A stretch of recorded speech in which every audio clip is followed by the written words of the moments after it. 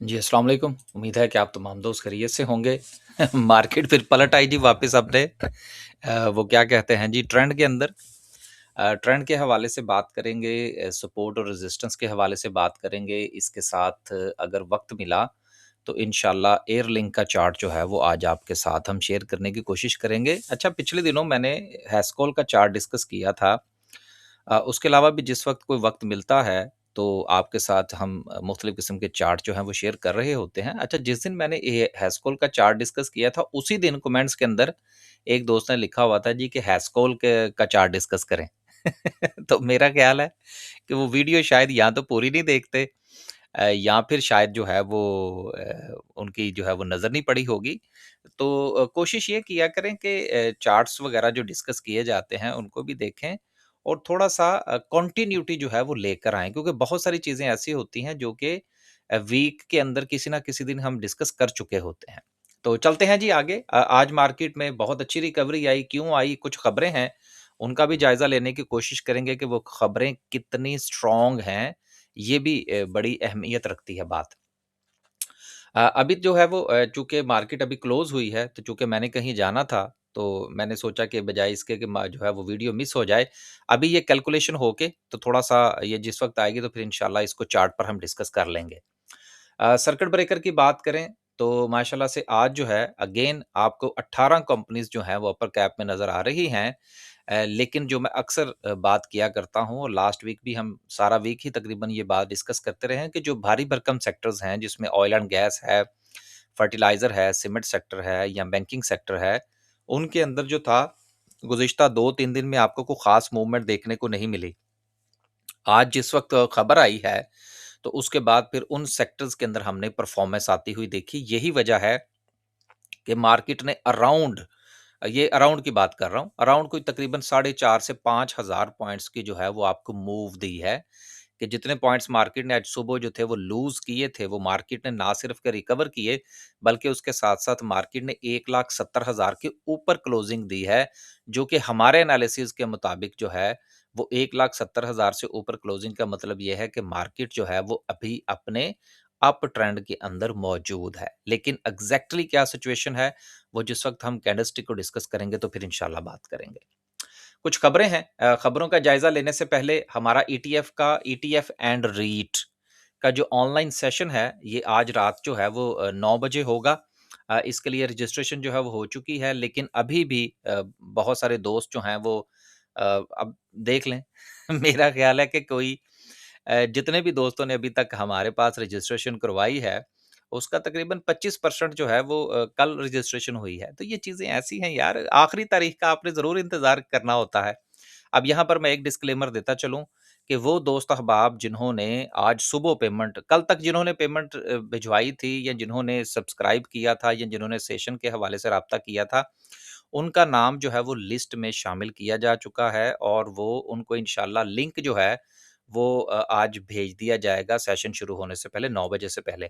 जिन्होंने आज फ़र्ज़ करें फ़ी वगैरह सेंड की है या इन्फॉर्मेशन लेने की कोशिश की है, अगर उनका नाम जो है वो शामिल ना किया जाए तो पेशगी जो है वो माज़रत कबूल फ़रमा लीजिएगा, क्योंकि ये चीज़ें ऐसी हैं जिनको अंडरस्टैंड करना बड़ा ज़रूरी है। लेकिन कोशिश ये करेंगे कि अभी कोई 1 डेढ़ घंटे तक जो है वो जितना मैनेज हो सके उनको किया जा सके। अब चलते हैं जी आगे। खबरें हैं जी। पहली खबर जो सबसे अहम है जिसने मार्केट के अंदर जो है वो एक मूव दी, वो थी कि जो वज़ीर ख़ारजा हैं ईरान के, उन्होंने राब्ता किया है पाकिस्तानी मिलिट्री एस्टेब्लिशमेंट के साथ और उसके साथ-साथ हमारे वज़ीर ख़ारजा के साथ। इसहाक डार साहब से जो है वो मुलाकात बात हुई है फ़ोन के ऊपर। अब यहाँ पर 2-3 चीज़ें जो हैं वो बड़ी अहम हैं। पहली चीज़ तो ये है कि बात ये की जा रही है, जो गुज़िश्ता 2 दिन से बयानिया बनाया जा रहा था कि जी पाकिस्तान जो है उसके हवाले से काफ़ी नेगेटिविटी, ख़ास तौर पर जो इंडियन मीडिया और उसके जो चंद जो है वो जिसको हम लोग पंजाबी में चमाट कहते हैं वो जो थे वो बड़ा उछल-कूद कर रहे थे। तो आज बहरहाल उनकी उम्मीदों पर पानी फिर गया है। अ, जो खबर हम तक पहुँची है वो ये है कि गुज़िश्ता 3 दिन से जो तैयारे खड़े थे अमेरिका के, अभी तक इस सूरत-ए-हाल के तहत पॉज़िटिविटी ही पाई जा रही थी और आज जो गुफ्तगू हुई है उसमें ईरान ने काफ़ी हद तक फ्लेक्सिबिलिटी शो की है। जो बात 100% मुझ तक पहुँची है, उसका शायद यहाँ पर उस तरह से बयान नहीं किया जा सकता, जो कि मैं रोज़ाना ही तकरीबन आपसे गुज़ारिश कर देता हूँ, इन्वर्टेड कॉमास के अंदर। लेकिन ये है कि काफ़ी हद तक जो मसाइल हैं, वो हल हो चुके हैं। कुछ 1-2 चीज़ें और हैं, बेसिकली जो सबसे अहम है, वो ये है कि अमेरिका जो है, वो आबनाए हर्मुज़ के ऊपर अपनी जो है, वो कुछ प्रेज़ेंस रखना चाह रहा है।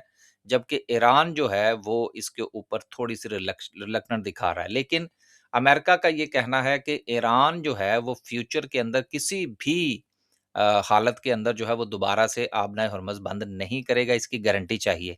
तो ये वो पॉइंट है जिसके ऊपर थोड़ी-सी नेगोशिएशन जो है वो और होना बाकी है, जो कि इस वीकेंड के ऊपर तवक्को है कि इंशाल्लाह मामलात जो हैं वो तय पा जाएँगे।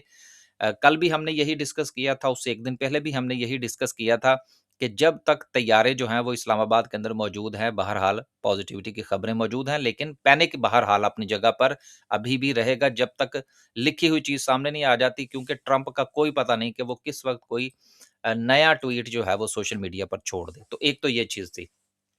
इसके साथ जो दूसरी खबर है, वो ये है कि तेहरान से जो परवाज़ें हैं, वो उनका आगाज़ कल से किया जा रहा है और फ़ज़ाई हदूद जो है वो खुल जाएगी। तेहरान से मस्कत और टर्की के लिए जो परवाज़ें हैं, वो शुरू हो जाएँगी। तो ये 2-3 चीज़ ऐसी हैं जो कि वार ज़ोन के अंदर बड़ी इम्पोर्टेंट होती हैं। इतना इम्पैक्ट शायद ये जो खबर है इराक़ची साहब के फ़ोन की, इसका इतना इम्पैक्ट नहीं आया जितना इस बात का इम्पैक्ट आया कि जो वार ज़ोन के अंदर जो परवाज़ें हैं, वो कल से शुरू हो रही हैं। तो अभी तक की जो खबर थी, वो मैंने आपसे गुज़ारिश कर दी है। जो सबसे बड़ी खबर मेरे नज़दीक जो है, वो फ़िज़ाई हदूद के हवाले से है, जो जहाज़ों की आमद-ओ-रफ़्त शुरू होने लगी है कल से। अब 15 मिनट के बाद अगर कोई चीज़ आ जाती है या वीडियो के बाद कोई चीज़ आ जाती है, तो यकीनन उसको वीडियो के अंदर शामिल करना हमारे लिए मुमकिन नहीं होगा।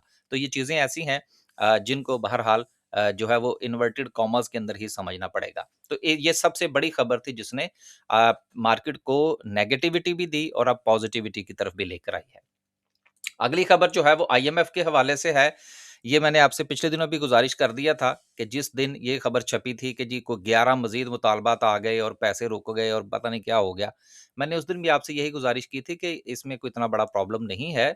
वो थोड़ा-सा हमें डिक्टेट करना चाह रहे हैं कि जो चीज़ें रह गई हैं, वो आने वाले बजट में आप शामिल कर दें।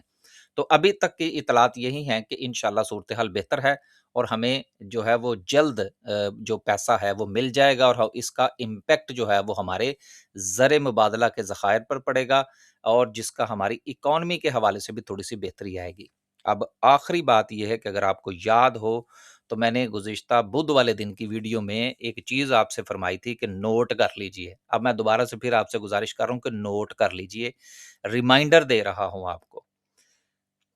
खबर पॉज़िटिव आई, मार्केट ने जो है वो पॉज़िटिविटी दिखाई। अगर ये सिलसिला इसी तरह से चलता है तो मंडे को बहुत अच्छी रिकवरी जो है वो एक्सपेक्टेड है, एक बात। दूसरी बात ये है कि इकॉनमी के हवाले से हमारे हालात जो हैं वो अभी अच्छे नहीं हैं। खबरें अच्छी नहीं आ रही। मार्केट का फ़ायदा उठाइएगा। किसी भी शेयर के ये वही बात है जो मैंने आपके साथ बुध वाले दिन भी की थी। आज सेम टू सेम अल्फ़ाज़ दोहरा रहा हूँ। मार्केट आपको मौका देगी। जहाँ पर प्रॉफ़िट टेकिंग बनती है, प्रॉफ़िट टेकिंग कीजिएगा। जहाँ पर आपको ये लगता है कि आपने ऊपर वाली जगह पर ऊपर वाली सतह पर जो है वो शेयर्स खरीद लिए थे, उसमें से एग्ज़िट कर लीजिएगा। मार्केट भी इधर ही है, हम भी इधर ही हैं। ये जिस दिन ये जंग का मामला सारा ख़त्म हुआ, चीज़ें नॉर्मलाइज़ हुईं, उसके बाद मार्केट टेक्निकली परफ़ॉर्म करेगी और उसके नतीजे में आपको नए लेवल्स मिलेंगे चीज़ों को बाय करने के लिए।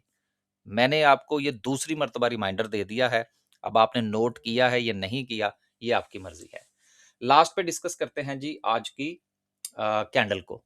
कैंडल के हवाले से कल जो हमने डिस्कस किया था वो यही था कि मार्केट ने जो क्लोजिंग दी है, वो अपने ज़ोन के अंदर दी है और ये ज़ोन ऐसा है कि अगर मार्केट इससे नीचे क्लोज़ हुई तो फिर डाउन ट्रेंड दोबारा से शुरू हो जाएगा। अच्छी बात ये है कि आज मार्केट ने इसको ब्रेक ज़रूर किया, लेकिन उसके बाद जो है वो मार्केट में हमें बहुत अच्छी रिकवरी देखने को मिली। लिहाज़ा अगेन मार्केट जो है वो अपने डाउन ट्रेंड के अंदर वापस आ गई है। हाँ, अगर ये चीज़ें आज नीचे क्लोज़ होती, तो फिर यकीनन हमें जो है वो मज़ीद कंटिन्यूटी जो है वो डाउन साइड की तरफ देखने को मिलती। तो लिहाज़ा इस हवाले से तो कोई ऐसी टेक्निकल चीज़ है नहीं, जिसके ऊपर ज़्यादा जो है वो ज़ोर दिया जा सके। अ, टाइम अभी है तो एयरलिंक का चार्ट जो है वो आपके साथ डिस्कस कर लेते हैं।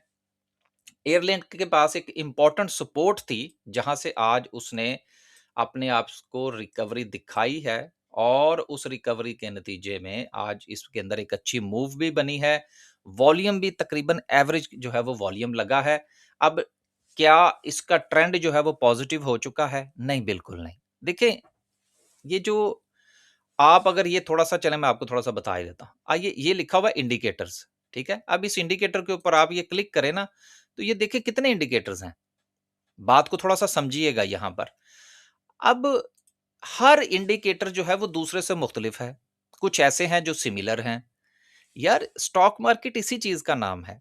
मैं अक्सर आप लोग दोस्तों के कमेंट वगैरह जो है वो पढ़ता रहता हूँ। तो चूँकि हमारे यहाँ 90% दोस्त अहबाब जो स्टॉक मार्केट में हैं, उन्होंने कोई ट्रेनिंग्स वगैरह नहीं ले रखी, लिहाज़ा उनका दिल करता है कि जितने भी मेरे दोस्त वीडियोज़ बनाते हैं, ये टेक्निकल या फंडामेंटल्स या इन्वेस्टमेंट या ट्रेडिंग को डिस्कस करते हैं, वो सारे एक जैसी बात करें। यार स्टॉक मार्केट में एक जैसी बात नहीं होती और एक जैसी बात ना होने की वजह से ही आपको ये प्राइस के अंदर चीज़ें डाउन और फिर ये अप नज़र आती हैं। ये डिफरेंस ऑफ ओपिनियन ही है। तो इसको थोड़ा-सा ना वो क्या हम क्या कहते हैं डाइजेस्ट करना सीखें।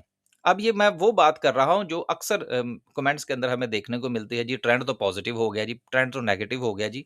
यार वो आपकी स्ट्रैटेजी ज़रूर है और आप उसको आपको हमारी स्ट्रैटेजी से 100% इख्तिलाफ करना चाहिए। लेकिन जो हम सिर्फ डिस्कस कर रहे होते हैं कि हम किस नज़र से चीज़ को देख रहे हैं।